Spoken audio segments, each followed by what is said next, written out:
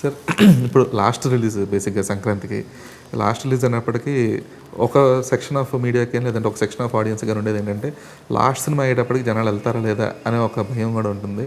At the same time ఏమాత్రం బాగుండే cinema కొంచెం పాజిటివ్, మీరు అన్నట్టు ఈవినింగ్ షోస్కి కరెక్ట్ పాజిటివ్ బస్ వచ్చిందంటే జనాలు అందరూ కూడా మళ్ళీ దీనికి వెళ్ళే ఇదే ఉంటుంది. సో ఈ రిస్క్ తీసుకోవడానికి మీకున్న కాన్ఫిడెన్స్ ఏంటి సినిమా మీద?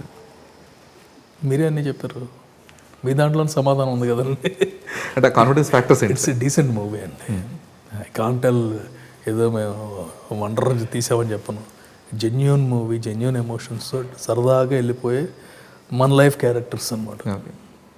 ఒక నార్మల్ పర్సన్ ఇరుక్కుపోతే ఎలా ఉంటుంది, ఒక ex girl friend present girl ఫ్రెండ్తో మంచి ఇరుక్కుపోతే ఎలా ఉంటుంది, అనుకోకుండా ఒకే ఆఫీస్లో పడితే ఎలా ఉంటుంది అనే దాని మీద.